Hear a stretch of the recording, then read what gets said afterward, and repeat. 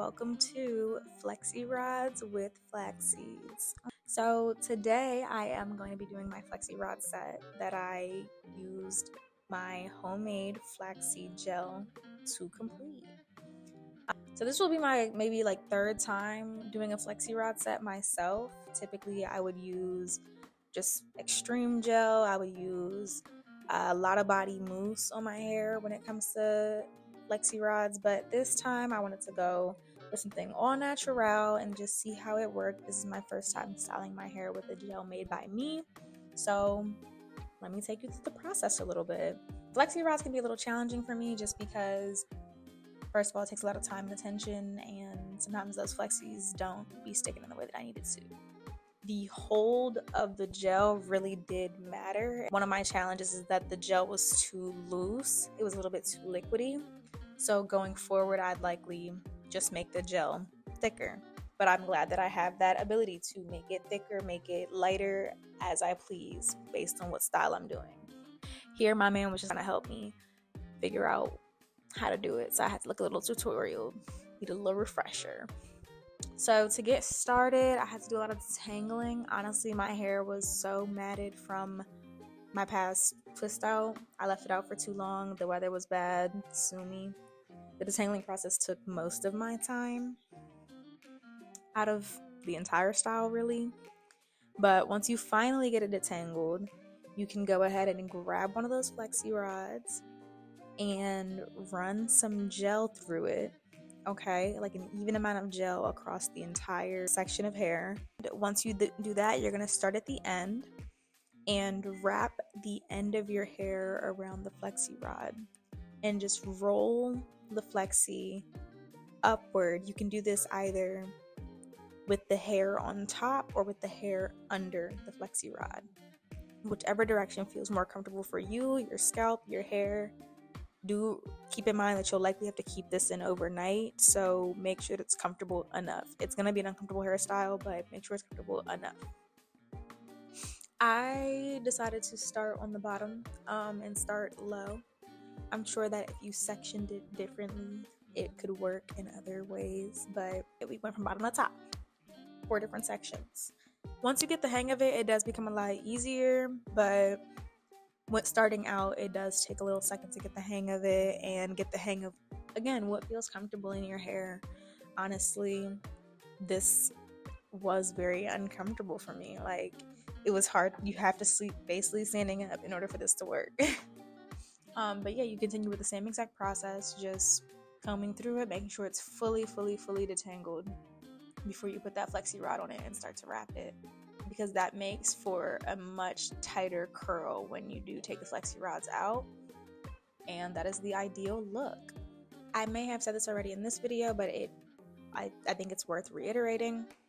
The gel that I used was made by me, and the consistency was a little bit uneven in some areas. Like, it'd be a little bit thicker at some points and looser in others, so I would recommend maybe blending the gel before you use it so it has a more even consistency across the jar. It made my hair feel very light. I would only be mindful, as you are with any gel, that you do not use too much in one given area because it will lead to flaking. The gel itself is not a flaky gel. However, if you do have a buildup of product that dries that way, it is likely to flake. I only had an issue with it in certain parts of my hair where I do recall putting too much gel in order for it to lay as flat as possible. So find a gel with a better hold in order to avoid having to do that, is my personal opinion and advice. I do plan to make more of this gel very soon, and I will make it in a much larger batch. That way I can freeze it and thaw it when I'm ready to use it, for different styles, not just for Flexirod sets. And I do plan to try making a leave-in, a mousse, and a growth oil for my hair. We are in our season of making our own products and seeing how they fit and what we like and don't like. I found in my process of doing my own hair that it is easy to fall out of love with hair hair brands that have really no loyalty to the consumer, but have loyalties to larger businesses, larger corporations that own them now. I'm not sure that the formula is going to be consistent or remain the same, then I might as well take matters into my own hands, is kind of my approach. This entire page, this entire YouTube channel is me talking about finding balance and finding ways to not overdo it in one area or another. And so I am trying to find ways to make doing my hair just a better experience for myself. And I think that scheduling prep days in addition to my wash days will be something that'll benefit me. Days where I just make products, prep my hair products for the next few months ahead of time. That way it's just a grab and go from that point on.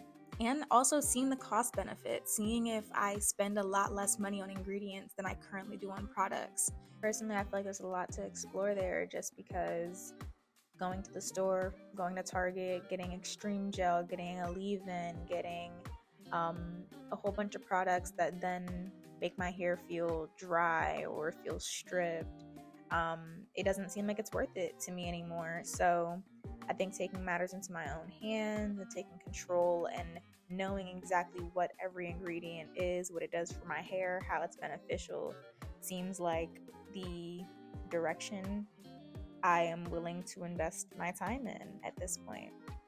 So to move into what's happening here, this is next day. This is maybe like 3 o'clock the next day. I started taking my hair out and started with the back side where I felt like it would likely be the most dry, because that's also where I started my hair. Just going through and unraveling it in the same way that I rolled it. That way it's just kind of an opposite action and it keeps the curl intact. I had plans like the following days, so I wanted to keep my curls as tight as possible until it was time for my outings, especially because the weather was not ideal. It was very snowy, very wet outside, and Flexirod sets are a little bit hard to maintain. So as I was going through, I noticed that a few of these sections in my hair were not completely dry, and that's likely because I don't own a hooded dryer and I didn't sit under the makeshift hooded dryer that I own long enough. My hair wasn't able to really fit all the way under it either, so I went for the air dry approach, which is never ideal when you're doing a Flexirod set, but we have to make do with what we have. So I would just recommend maybe leaving it on longer than a day if you're able to. Obviously, this is not the best hairstyle to be having to walk out of the house and run errands in, but you have to do what you have to do for the end product and the end result sometimes. Overall, I would say that this style was a win for me. I think that it turned out really well and well defined.